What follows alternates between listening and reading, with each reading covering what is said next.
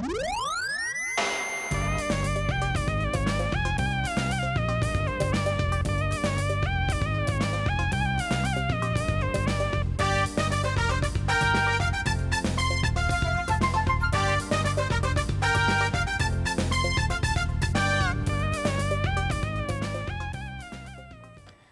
বিকেল বন্ধুরা, নিশ্চয়ই খুব ভালো আছো। তোমাদের সবাইকে স্বাগত প্রাণ মিল্কানি কুইজে জানার আছে বলার আছেতে। তোমাদের সাথে আছি আমি সোনিয়া রিফাত। বন্ধুরা, আজকে শুরুতেই তোমাদেরকে জানিয়ে দিব ব্রান্ডেনবার্গ গেট সম্পর্কে কিছু তথ্য। অষ্টাদশ শতকের জার্মানির একটি প্রসিদ্ধ স্থাপনা হলো ব্রান্ডেনবার্গ গেট। এটি রাজধানী বার্লিনের পশ্চিমে ব্রান্ডেনবার্গ নামক একটি ছোট শহরে যাওয়ার রাস্তায় অবস্থিত। এই নিউ ক্লাসিক্যাল স্থাপনাটি প্রুশিয়ার রাজা দ্বিতীয় ফ্রেডরিক উইলিয়াম শান্তির প্রতীক হিসেবে এটি নির্মাণ করেন। 1791 সালে এটি নির্মিত হয় কার্ল গোথার্ড ল্যাংহান্সের নকশায়। জার্মানির গুরুত্বপূর্ণ দর্শনীয় স্থাপনাগুলোর মধ্যে এটি অন্যতম। বন্ধুরা, আজকে আমাদের সঙ্গে আছেন একজন সিনিয়র শিক্ষক, বাংলা বিভাগের ভিকারুন্নিসা নূন স্কুল অ্যান্ড কলেজ, ফৌজিয়া খান। চলো কথা বলি তার সঙ্গে। ম্যাম, আপনাকে স্বাগত প্রাণ মিল্কানি কুইজে জানার আছে বলার আছে। কেমন আছেন? আজকে আপনাকে পেয়ে খুব ভালো লাগছে। আমাদের খুদে বন্ধুরা আসলে এমন একটি অনুষ্ঠানের জন্যই অপেক্ষা করেছিল, কারণ সামনে এসএসসি পরীক্ষা আসছে। তো আমরা একটু প্রিপারেশন নিয়ে জানবো বিস্তারিত। একদম শেষ মুহূর্তের প্রিপারেশনটা কি হতে পারে? অবশ্যই এখন আসলে পরীক্ষার বাকি আছে একদিন, তো মানে 2টা দিন, ওদের হাতে সময় নেই একদম। তো যা পড়ার, যা প্রিপারেশন নেওয়ার তো এতদিনে হয়েই গেছে। এখন আমি যেটা বলবো, অবশ্যই রেস্টও থাকতে হবে, মানে কিছু সময় ঘুমাতে হবে, অন্তত 6 ঘন্টা ঘুম ক্লিয়ার হতে হবে। খাওয়া দাওয়া ঠিক মতো করতে হবে, স্বাস্থ্যের প্রতি সচেতন থাকতে হবে, যেন কোনোভাবেই কোনো রকম অসুস্থতা না পেয়ে বসে, সেদিকে খেয়াল করতে হবে। আর পড়াশোনা তো থাকবেই, কাজে বাদ বাকি যে সময়টা থাকবে অবশ্যই পড়াশোনা। আচ্ছা, যে আমরা যেটা করে থাকি স্টুডেন্টরা, যে আমার ক্ষেত্রে অনেক সময় হয় যে পরীক্ষা এলে একদম সবকিছু বাদ দিয়ে 24 ঘন্টা পড়াশোনা করার একটা চেষ্টা থাকে, সেই ব্যাপারটা কতটুকু অ্যাভয়েড করতে হবে? আমি তো বলবো এটা তো অবশ্যই না, কারণ তাড়াতাড়ি ঘুমিয়ে দরকার হলে সকাল সকাল একটু উঠে ভোরবেলা থেকে একটু রিভিশন দিয়ে গেলে হবে। কারণ এখন আমি সারা রাত ধরে পড়লাম, দেখা যাবে সকালবেলা আমি পরীক্ষার হলে গিয়ে অসুস্থ হয়ে গেলাম, তাহলে তো আমার কোনোটাই লাভ হলো না। কাজেই অবশ্যই রেস্টের প্রয়োজন আছে, এবং সেটা একদম অনেকক্ষণ সময় নিয়ে সেটা না, যতটুকু যার প্রয়োজন। অনেকে যেমন 6 ঘন্টা ঘুমালে হয়ে যায়, অনেকে আরেকটু বেশি ঘুমাতে চায়। আচ্ছা, মানে একটু পরীক্ষার সময় যেটা হয়, ঘুমের কথা বলছি এই কারণে, পরীক্ষার সময় ঘুম আসে বেশি। আচ্ছা, বই খুললে একটা ঘুমের ব্যাপার চলে আসে। আচ্ছা, বাচ্চারা যেটা বলে আর কি। আচ্ছা ম্যাম, প্রথমেই যেই পরিবর্তনটা এসেছে এবছর বাংলা প্রথম পত্র নিয়ে আমরা একটু কথা বলবো শুরুতেই, যে আগে যেটা ছিল 40 মার্কসের অবজেক্টিভ পেত, এখন তারা পাচ্ছে 30 মার্কসের। তো সেখানে একটা পরিবর্তন এসেছে, এবং সাবজেক্টিভের ক্ষেত্রে আমাদের একটু বেশি লিখতে হচ্ছে এখন, যেহেতু 70 মার্কস। তো সেই পরিবর্তনটার সাথে যে খাপ খাইয়ে নেওয়ার একটা ব্যাপার, সেটা কিভাবে করতে পারে ওরা? অবশ্যই এই নিয়মটা নতুন করে করেছে যে সৃজনশীল যে অংশটা সেখানে 70 নাম্বার থাকবে, আর অবজেক্টিভ বা নৈর্ব্যক্তিক আমরা যেটাকে বলি সেখানে থাকবে 30 নাম্বার। তো এই 30 নাম্বার অবজেক্টিভের জন্য তো আগে যেমন 40-এ ছিল, এখন 10 নাম্বার কমে গেছে। অবশ্যই আমি বলবো এটা ওদের জন্য একটু ক্ষতিই হলো, কারণ অবজেক্টিভসে অনেক নাম্বার উঠে হলেই 1 নাম্বার পেয়ে যাবে, কিন্তু লেখার যেটা বা সৃজনশীল যে অংশটা সেটাতে তো একটু বেশি লিখতেই হবে, তো লেখার পরিমাণটা বেড়ে গেল আর কি। আচ্ছা, তো 30 মার্কসের জন্য যে প্রিপারেশনটা এখন বাচ্চারা নিবে, তো আগে যেটা নিত 40 মার্কসের জন্য, প্রিপারেশনটা কি একই থাকবে? একই থাকবে, কোনো কিছুই পরিবর্তন হবে না। এবং প্রশ্ন আগে যেমন 8টা আসতো, মানে ভাগ করেছিল আর কি, যে 8টা, এখন 8টার জায়গায় 6টা হবে, এরকম করে 2টা করে কমে যাবে আর কি। জ্ঞান, অনুধাবন, উচ্চতর দক্ষতা, প্রয়োগ, এরকম যে ভাগটা ছিল সেখানে 2টো করে প্রশ্ন কমিয়ে আর কি ওখানে এখন 30 মার্কস করা হয়েছে। তো ম্যাম, একটু অবজেক্টিভের ক্ষেত্রেই প্রথমে জানতে চাই যে প্রিপারেশন যখন নিচ্ছে কোন কোন অনুচ্ছেদগুলো পড়লে আসলে মানে মাথায় থাকবে বা ভালো পরীক্ষা দিতে পারবে? আমরা যদি বাংলা প্রথম পত্রের কথা বলি, তাহলে তো অবশ্যই গল্প, কবিতা, উপন্যাস আছে, নাটক আছে। ওদের যে গল্প আছে 15টা, কবিতা আছে 15টা, সিলেবাস অনুযায়ী যেটা, অবশ্যই বই পড়তে হবে। বইটাই মেন 2টার জন্যই, অবজেক্টিভ আর সাবজেক্টিভ বা সৃজনশীল নৈর্ব্যক্তিক যেটাই আমরা বলি, অবশ্যই বই পড়তে হবে। আজকে আমাদের সঙ্গে আছেন ভিকারুন্নিসা নূন স্কুল অ্যান্ড কলেজের সিনিয়র শিক্ষিকা ফৌজিয়া খান। ম্যাম, আপনার সঙ্গে কথা বলছিলাম বাংলা প্রথম পত্রের প্রিপারেশন নিয়ে। যেহেতু পরীক্ষা খুব সন্নিকটে, আমরা একটু সাবজেক্টিভে চলে যাই। অবজেক্টিভ নিয়ে অনেক কথা বলছিলাম। সাবজেক্টিভে যেহেতু একটু পরিবর্তন এসেছে, 70 মার্কস হচ্ছে, সেক্ষেত্রে আমাদের প্রথম যে দুটো প্রশ্ন আছে সেখানে মার্কস একটু বাড়ানো হয়েছে, তো সেগুলোর উত্তরও নিশ্চয়ই একটু অন্যরকম হবে। সেই প্রিপারেশনটা নিয়ে একটু শুনবো। আচ্ছা, আমি প্রথমে বাংলা প্রথম পত্রে একটু বলছি। সেখানে হচ্ছে 70 নাম্বার, আগে ছিল 6টা প্রশ্ন, এখন অ্যান্সার করতে হবে 7টা প্রশ্নে। প্রত্যেকটা প্রশ্নে 10 করে, তার মধ্যে 4টা ভাগ থাকবে: জ্ঞান, অনুধাবন, প্রয়োগ এবং উচ্চতর দক্ষতা। তো ভাগটা হচ্ছে এইভাবে যে ক নাম্বার 1 নাম্বার, ক যে প্রশ্নটা জ্ঞানমূলক সেটাতে 1 নাম্বার। তো এরকম করে 1 2 3 4 ক খ গ ঘ 10 নাম্বার প্রশ্নের উত্তর দিতে হবে। এক্ষেত্রে সবগুলো প্রশ্নের অ্যান্সার করতে হবে। যেমন আমি যদি আমাদের এখানে 3টা বিভাগ থাকবে, 3টা বিভাগ: ক বিভাগ, খ বিভাগ এবং গ বিভাগ। ক বিভাগ থেকে 4টা প্রশ্ন আসবে, খ বিভাগ থেকে 3টা। ক বিভাগ হচ্ছে গদ্যাংশ থেকে, আর খ বিভাগ হচ্ছে কবিতাংশ থেকে 3টা। উপন্যাস থেকে 2টা প্রশ্ন থাকবে, আর নাটক থেকে 2টা প্রশ্ন থাকবে। প্রত্যেক বিভাগ থেকে অবশ্যই একটি করে প্রশ্ন দিতে হবে এবং বাকি 3টা সে তার ইচ্ছা মতো দিতে পারবে। আর এখানে অবশ্যই বলে রাখছি, আবারও বলছি, যেহেতু নাম্বার বেড়ে গেছে, লেখাও বেড়ে গেছে, কাজেই অত্যন্ত দ্রুত লিখতে হবে। বাংলার বিষয়ে সবার একটা ভয় থাকে যে অনেক বেশি না লিখলে নাম্বার পাবো না। তো সেক্ষেত্রে আমি যেটা বলবো, এখন আর সেই দুশ্চিন্তাটা করার দরকার নেই।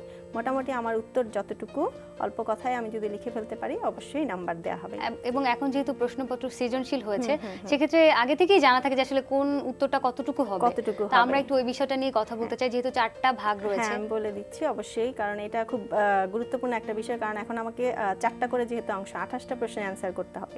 অবশ্যই আমাকে সবগুলো প্রশ্নের অ্যান্সার করতে হবে। আর যেহেতু এটা ওরা শুরুতে করে নাই, 9-এ 10-এ ওদের খুব একটা প্র্যাকটিস হয়নি, ওরা লাস্ট যে টেস্ট পরীক্ষাটা দিয়েছে সেখানে ওদের 7টা প্রশ্ন লিখতে হয়েছে। তো আমি যেটা দেখেছি যে বেশিরভাগই শেষ করতে পারে নাই প্রশ্নের উত্তরগুলো। তো এর জন্য আমি বারবারই বলছি, এখানে খুব বেশি বড় করার দরকার নাই। আমাদের যে বোর্ড থেকে যে একটা নির্দেশনা দেয়া থাকে, সেখানে যেমন 1 নাম্বার, একটা লাইনেই আমি অ্যান্সারটা করে ফেলতে পারবো। আচ্ছা, যে কি এটা কি, এর নাম কি, বা কোন গল্প থেকে নেওয়া হয়েছে, জাস্ট শুধু একটা উত্তর, আমার একটা সেন্টেন্সে আমি উত্তরটা শেষ করব। 2 নাম্বার যে প্রশ্নটা থাকে, সেই প্রশ্নটা থাকে এরকম যে কি বুঝলে বা কেন করেছিল। এই ধরনের যখন প্রশ্নটা আসবে তখন তাকে কিছুটা বিশ্লেষণ করতে হবে। সেক্ষেত্রে আমাদের এখানে ভূমিকা তেমন কোনো প্রয়োজনই নেই। শুধু আমি যে গল্প থেকে বা যে কবিতা থেকে প্রশ্নটা এসছে সেটা একটু নাম লিখতে পারি, যে অমুক কবিতা এই কথাটা বলা হয়েছিল। বাস, কোন কথাটা বলা হয়েছিল এবং কোন পরিপ্রেক্ষিতে, এতটুকু বলতে পারলে সে নাম্বার পাবে। তো এটা 4 থেকে 5 লাইন, অর্ধেক পৃষ্ঠা আমরা বলি আর কি, 4-5 লাইন লিখলে যথেষ্ট। আর 3 নাম্বারটা হচ্ছে প্রয়োগ। এটা হচ্ছে সে একটা নতুন পরিবেশে, সে আলাদা একটা গল্প দেয়া থাকবে, প্রথমে একটা অনুচ্ছেদের মতো দেয়া থাকে। সেই গল্প থেকে সে তার নিজে যে গল্পটা পড়লো সেটার সাথে একটা মিল করতে হবে বা অমিল দেখাতে হবে। তো সেখানেও সে যদি একদম জাস্ট একটাই উত্তর আসবে এবং কেন সে অমিলটা বলছে বা কেন সে মিলটা বলছে, এই কথাটুকু বললেই হবে। তো এটা আমরা বলে থাকি 1 পৃষ্ঠা লিখলে যথেষ্ট। আচ্ছা, 1 পৃষ্ঠা 10-12 লাইন লিখলে চলবে। আর 4 নাম্বার যেটা, এটা উচ্চতর দক্ষতা। এখানে একটু আমি ভূমিকা হিসেবে ব্যবহার করতে পারি, বা এখানে একটা সিদ্ধান্ত দেওয়ার অবস্থা থাকে যে তুমি কি বুঝলে বা তোমার মতে কি করা যায়, এরকম একটু সিদ্ধান্তের একটা নিজের মতামত উপস্থাপন করার একটা সুযোগ সেখানে থাকে। হ্যাঁ, কেন তুমি যে মিল বলছো, তুমি যে অমিল বললে সেটা কেন বললে, বা এই গল্প থেকে আমরা কি শিখলাম, তুমি যে গল্পটা পড়লে বা তুমি যে কবিতাটা পড়লে, এখানে শিক্ষণীয় দিকগুলো কি কি, সেই ধরনের একটা প্রশ্ন থাকবে। তো এটা আমরা বলি যে 1.5 পৃষ্ঠা, খুব বেশি বড় করার দরকার নেই। তার মানে একটা প্রশ্ন 2-2.5 পৃষ্ঠা লিখলে যথেষ্ট। 2.5 থেকে 3 পৃষ্ঠা, এর বেশি কখনোই লেখার দরকার নাই। দেখা যায় যে বাচ্চারা শুরুর দিকে অনেক বর্ণনা করে করে পারে, ওরা কিন্তু ভালো পারে, এখন যে পারে না তা না, পারে, যার কারণে প্রথম দিকের প্রশ্নগুলো এত বড় করে ফেলে, শেষের দিকে আর শেষ করতে পারে না, সময়টা কভার করতে পারে না। এটা ফার্স্ট পেপারের ক্ষেত্রেও, সেকেন্ড পেপারের ক্ষেত্রেও। আর সেকেন্ড পেপারে ওই যে 10 নাম্বার আরো বেড়ে গেছে। আচ্ছা ম্যাম, আমরা দ্বিতীয় পত্র নিয়ে কথা বলতে চাই, তবে ছোট একটা ফোন কল নিয়ে আসি। হ্যালো, কে আছো? হ্যালো, আমি কেমন আছো বন্ধু? আছি। কোন ক্লাসে পড়ো তুমি? ক্লাস 8। ক্লাস 8, বাহ, ঠিক আছে। কোন বিভাগটি পছন্দ বলো? গুণীজনের বাণী। গুণীজনের বাণী, বাহ, চমৎকার একটি সাবজেক্ট, গুণীজনের বাণী। প্রথম প্রশ্ন করছি তোমার জন্য। জীবনকে যদি তুমি ভালোবাসো তাহলে তা সময়ের অপচয় করো না, কেননা জীবনটা সময়ের সমষ্টি দ্বারা সৃষ্ট। কার রচিত বাণী এটি? ক ফ্রাঙ্কলিন, খ সক্রেটিস, খ অপশন ক টমাস ফুলার। বলো। অপশন ক ফ্রাঙ্কলিন। অপশন ক ফ্রাঙ্কলিন নিলাম, একদম সঠিক উত্তর। বাহ, চমৎকার, অভিনন্দন, পেয়ে যাচ্ছ 500 টাকা সমমূল্যের বই। দ্বিতীয় প্রশ্ন, যে কোনো ক্ষেত্রেই খ্যাতি আসতে পারে যদি প্রতিভা, উৎসাহ ও একাগ্রতা থাকে, কে বলেছেন? ক অন্নদাশঙ্কর রায়, খ সমরেশ বসু, অপশন গ ডক্টর আহমদ শরীফ। বলো। অন্নদাশঙ্কর রায়। অপশন ক অন্নদাশঙ্কর রায় নিলাম, চমৎকার, এই উত্তরটি একদম সঠিক। অভিনন্দন, 1000 টাকা সমমূল্যের বই পেয়ে যাচ্ছ তুমি। এবার বলো, তৃতীয় প্রশ্নে যাব? জি যাব। নিয়ম জানো তো? হ্যাঁ জানি। ঠিক আছে, যাচ্ছি। সব সমস্যার প্রতিকারী হচ্ছে ধৈর্য, কার উক্তি এটি? ক জর্জ হল্যান্ড, খ জোসেফ ফো, অপশন গ প্লটাস।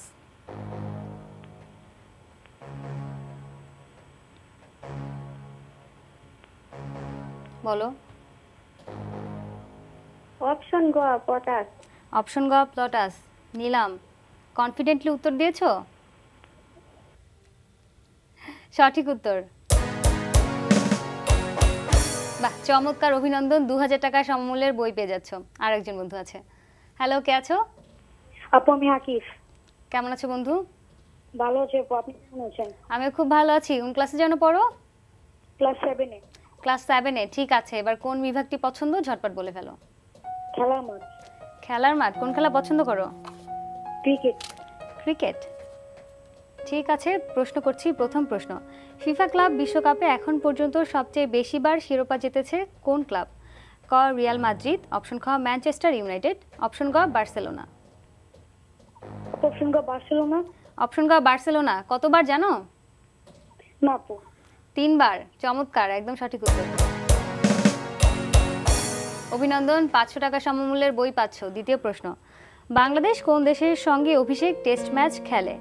অপশন ক দক্ষিণ আফ্রিকা, অপশন খ ভারত, অপশন গ ওয়েস্ট ইন্ডিজ। আপু অপশন ক ওয়েস্ট ইন্ডিজ। অপশন গ ওয়েস্ট ইন্ডিজ নিলাম, কিন্তু দুঃখিত, উত্তরটি ভুল। সঠিক উত্তর অপশন খ ভারত। ম্যাম, আপনার সঙ্গে কথা বলছিলাম উচ্চতর দক্ষতা নিয়ে যে আসলে কতটুকু ওরা লিখবে। সেক্ষেত্রে আপনি বলছিলেন যে নিজের আসলে মতামতটা উপস্থাপন করার একটা জায়গা থাকে, তো সেখানে নিশ্চয়ই খুব সাবধানতাও অবলম্বন করতে হয়। তো সেক্ষেত্রে প্রিপারেশনটা কেমন হতে পারে? এটা ওদের প্রত্যেকটা মানে গল্পের শেষে, কবিতার শেষে একটা পাঠ পরিচিতি থাকে, সেই অংশটা আমি বলবো ভালো মতো পড়তে। এছাড়াও ওই অনুশীলনীর যে অংশটা থাকে সেখানে কিছু শব্দার্থ, টিকা, ছোট ছোট এগুলো আলোচনা দেয়া থাকে। তো সেখানে মূল বক্তব্যটা দেয়া থাকে, মানে মূল কথাটা আমি এখানে কি শিখতে পারি, তো সেটা মোটামুটি পড়লে অ্যান্সারটা ওরা সহজেই দিতে পারবে। আচ্ছা, তো ম্যাম এখানে প্রশ্নের ক্ষেত্রে একটা ব্যাপার হয়, অনেক সময় যে আমরা উত্তরটা জানি, পড়ে এসেছি, কিন্তু পরীক্ষার হলে গিয়ে দেখলাম যে প্রশ্নটা একটু ঘুরিয়ে এসেছে। সেক্ষেত্রে অনেক সময় আমরা বুঝতে পারি না যে আসলে উত্তরটা কি হবে, বা আমি এটা পড়েছি কিনা, মানে প্রশ্নটা কমন পড়েনি, এরকম একটা ব্যাপার হয়।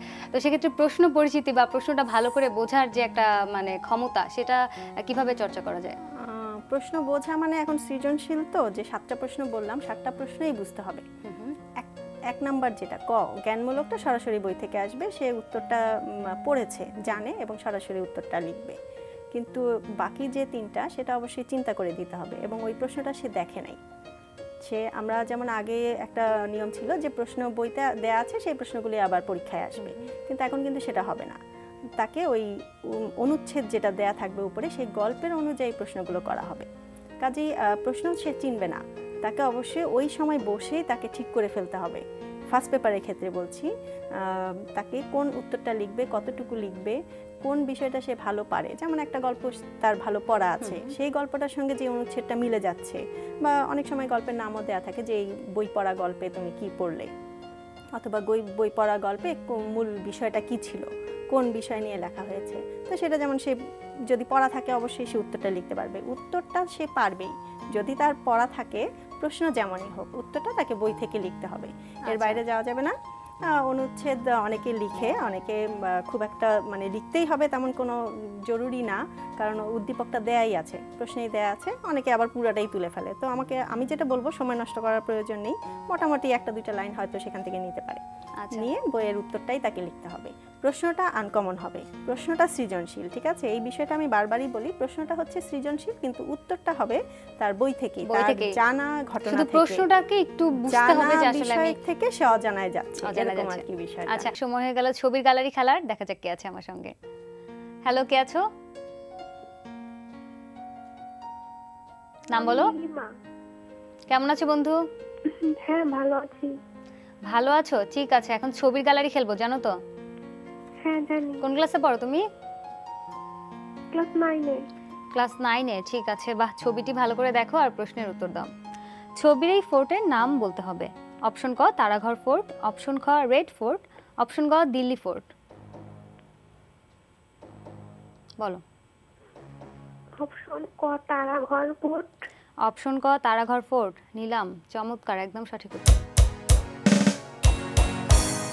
অভিনন্দন, পেয়ে যাচ্ছ 500 টাকা সমমূল্যের বই। দ্বিতীয় প্রশ্ন, ছবির এই পুরাতাত্ত্বিক স্থাপনাটির নাম বলতে হবে। অপশন ক আবু সিম্বেল, অপশন খ মনুমেন্ট টু ইফোর্ট, অপশন গ বার্লিন ভিক্টোরি কলাম।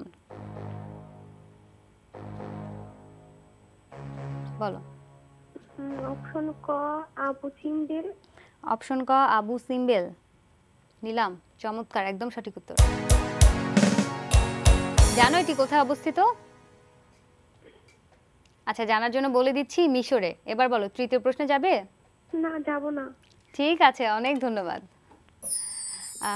ম্যাম, আপনার সঙ্গে কথা বলছিলাম, আমরা একদম প্রথম পত্রের প্রিপারেশনটা নিয়ে বিস্তারিত কথা বললাম। আশা করি আমাদের বন্ধুরা খুব ভালো একটা প্রিপারেশন নেবে এবং 2 তারিখে খুব ভালো একটা পরীক্ষা দিতে পারবে। ম্যাম, আমরা একটু দ্বিতীয় পত্র নিয়ে একটু কথা বলতে চাই, দ্বিতীয় পত্রের প্রিপারেশন। তো শুরুতেই যেটা একটু জানার আছে আমার, সেটা হলো প্রশ্নের প্রথমেই বাংলা প্রথম পত্রেও দ্বিতীয় পত্র লেখা থাকে যে সাধু ও চলিত ভাষার মিশ্রণ দূষণীয়। তো সেক্ষেত্রে নিশ্চয়ই চলিত ভাষাটা আমরা অ্যাপ্রিসিয়েট করি লেখার জন্য। তো কিভাবে সাধু ভাষাটাকে অ্যাভয়েড করা যায়? আসলে সাধু রীতি একটা, চলিত রীতি একটা। আমাদের বাংলা ভাষার 2টা রীতি আলাদা আলাদা। এখন 2টা রীতি তো একসাথে করে বলতে পারবো না, সেই কারণে এই কথাটা লেখা থাকে আর কি, যে সাধু এবং চলিত রীতি একসাথে করা যাবে না। বিশেষ করে ওরা যেটা করে শেষের দিকে বা মাঝে মাঝে কোনো একটা জায়গায়, ওই যে এখন যেমন আমরা কথা বলার সময় বলি করতেছি, তো এরকম একটা লিখে ফেলে। তো এটা আসলে অ্যাভয়েড করা অবশ্যই উচিত। আমাদের ভাষার ক্ষেত্রেও, আমাদের বলার ক্ষেত্রেও বাংলা আমরা সুন্দর করে বলবো, যেটা বলবো সেটাই সুন্দর করে বলবো।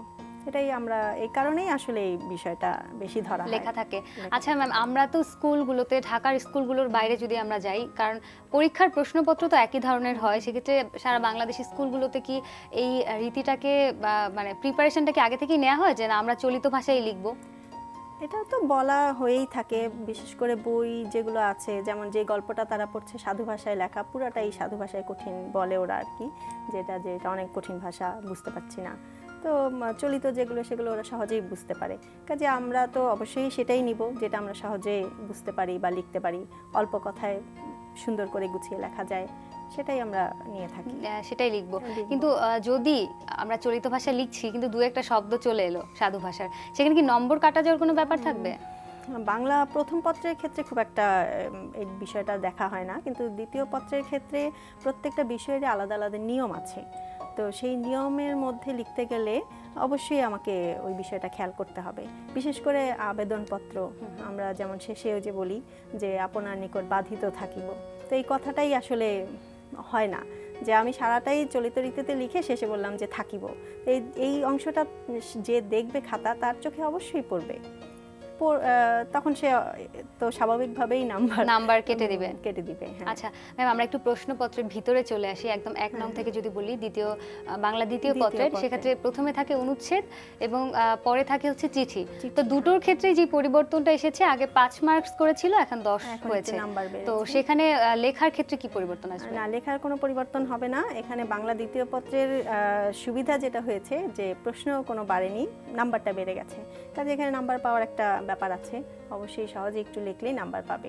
যেমন অনুচ্ছেদের ক্ষেত্রে অবশ্যই একটা অনুচ্ছেদ মানে হচ্ছে একটা প্যারা, কাজেই সেটা খুব বেশি বড় হওয়ার দরকার নেই, আগে যতটুকু লিখতো 1 থেকে 1.5 পৃষ্ঠা সেরকমই লিখতে হবে, আর তেমন কোনো একটা পরিবর্তন হবে না। ওরা হয়তো ভাবতে পারে যে অনেক বেশি নাম্বার বেড়ে গেছে, বেশি লিখবো, কিন্তু খুব বেশি লেখার দরকার নেই। আচ্ছা, লেখার যতটুকু লাইন আগে লিখতো সেইভাবে লিখলেই নম্বর পাওয়া যাবে। যেই অংশটা সেটাই সে লিখবে। আচ্ছা, আর চিঠির ক্ষেত্রে হচ্ছে চিঠিটা আমরা বলি শুরু থেকেই বলতাম যে নাম্বার কম হলেও আমি যখন একটা চিঠি লিখবো সেটার ভাষাটা, তারপরে যেই বক্তব্যটা আসলো সেই বক্তব্যটা বিস্তারিতভাবে বুঝিয়ে বলা, লেখা, এটা একটু বড় করেই লিখতে বলি, একটু পরিষ্কার করে বক্তব্যটা বুঝিয়ে বলা, এটা একটু বড় করতে বলি, বিশেষ করে ভাষার দিকটাও একটু দেখতে বলি। আর সেক্ষেত্রে চিঠিতে যদি একটু বড় করতে গিয়ে যদি লাইন রিপিটেশন চলে আসে, সেখানে কি নম্বর আসতে পারে না? নাম্বার এখন আসলে নাম্বার আমাদের নির্দেশনায় দেয়া থাকে নাম্বার যত বেশি দেয়া যায়। আচ্ছা, বাংলায় আগে একটা এসেছিল যে নাম্বার পাবো না, নাম্বার দিবে না, কিন্তু এখন কিন্তু খুব সহজেই সেই এ প্লাস ভীতিটা পেয়ে কেটে যায়। গিয়েছে। এ প্লাস কিন্তু খুব সহজেই পেয়ে যায়, কাজে কোনো সমস্যা নাই, 80 নাম্বার পাবে ইনশাল্লাহ। আমি চিঠির ক্ষেত্রে যেটা বলছি, এখানে একটা অপশন থাকে চিঠি অথবা আবেদন। তো আমি অবশ্যই আমার স্টুডেন্টদেরও আমি তাই বলি যে অবশ্যই তোমরা আবেদনপত্রটা খেয়াল করবে, ওইটাই লিখতে চেষ্টা করবে। আবেদনপত্রের ক্ষেত্রে যেমন স্কুল সংক্রান্ত একটা থাকে, আর একটা থাকে হচ্ছে যথাযথ কর্তৃপক্ষের কাছে, আর একটা থাকে সংবাদপত্রে আবেদন। তো সে যেটা আবেদনপত্রগুলো যদি সে দেখে এবং ওখানে আলাদা নির্ধারিত একটা নিয়ম আছে, নিয়মটা যদি সে সুন্দর করে লিখতে পারে, সংক্ষেপে অল্প কথায় সুন্দর করে শেষ করতে পারবে।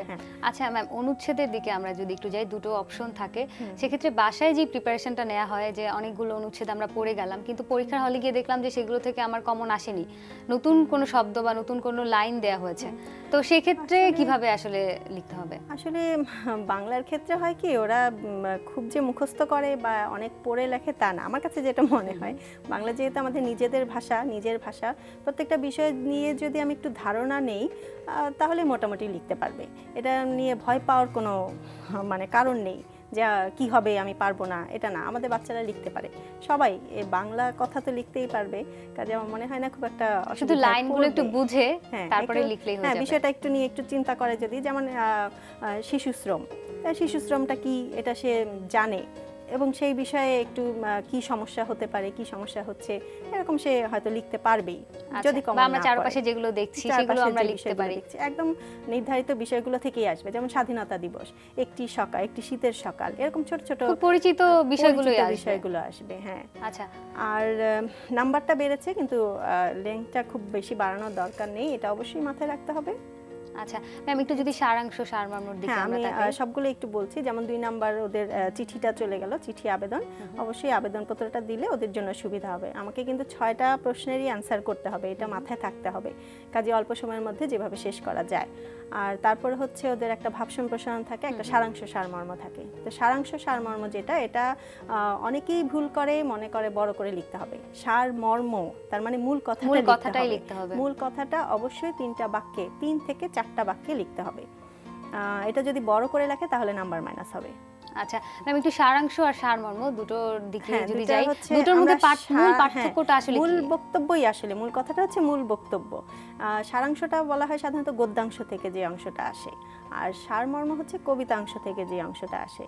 তো অনেকে যেমন কবিতার অর্থটা যদি তার কাছে আনকমন মনে হয়, গল্পটা সে কয়েকবার পড়লেই বুঝতে পারবে, কাজে ওই গল্পাংশ বা গদ্যাংশ যেটা, সেটা থেকেও সে লিখতে পারে, যেটা তার সুবিধা এখানে। তবে অবশ্যই এই বিষয়টা খেয়াল করতে হবে, এটা কিন্তু কোনোভাবেই বড় করা যাবে না, তাহলে সেক্ষেত্রে নাম্বার মাইনাস হবে, এটা বড় হলে। আচ্ছা, সারাংশ সারমর্মের ক্ষেত্রে যদি কেউ ইচ্ছে করলে যে ওখানে যে লাইনগুলো থাকবে সেই লাইন থেকে কি লাইন ব্যবহার করতে পারবে? একদম লেখাটা আমরা নিষেধ করি, যে ওটা না লিখলেই ভালো, নিজের ভাষায় মূল কথাটা 3টা বাক্যে 4টা বাক্যে লিখে ফেললেই ভালো হয়। অনেক সময় লেখা যায়, কারণ ওইখান থেকে 1-2টা লাইন নিয়ে আমি ওইটাকে গুছিয়ে লিখতে পারি, সেটা করা যায়, কোনো অসুবিধা হবে না। তারপরে থাকছে ভাব সম্প্রসারণ। ভাব সম্প্রসারণ তো বলাই আছে ভাব সম্প্রসারণ, কাজে এখানে সম্প্রসারণ করতে হবে।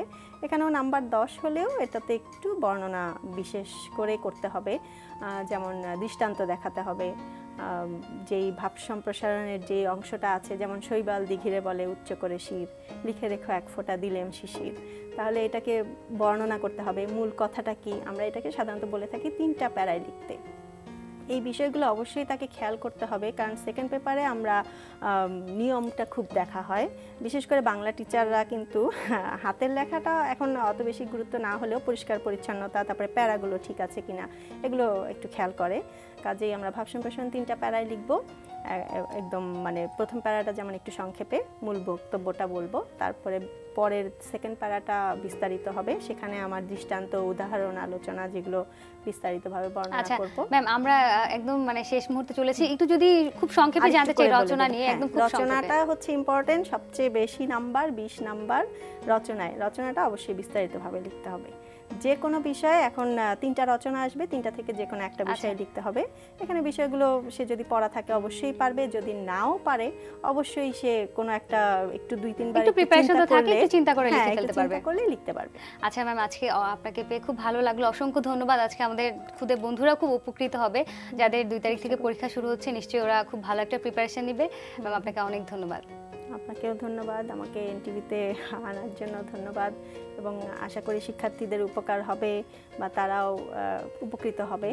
অনেক ধন্যবাদ। অনেক ধন্যবাদ বন্ধুরা, নিশ্চয়ই আজকে তোমরা প্রিপারেশন সম্পর্কে খুব ভালোভাবে জানলে, এবং তোমাদের সবার জন্য শুভকামনা থাকলো, পরীক্ষা খুব ভালো হোক। দেখতে দেখতে আয়োজনের একদম শেষ পর্যায়ে চলে এসেছি। বিশ্বের যে কোনো প্রান্ত থেকে যে কোনো সময় এনটিভিতে সম্প্রচারিত সংবাদ, অন্যান্য সকল অনুষ্ঠান উপভোগ করতে ভিজিট করুন আমাদের পূর্ণাঙ্গ ওয়েব পোর্টাল www.ntvbd.com-এ। আজকের মতো এখানেই বিদায় নিচ্ছি, সবাই অনেক ভালো থাকবেন, সুস্থ থাকবেন।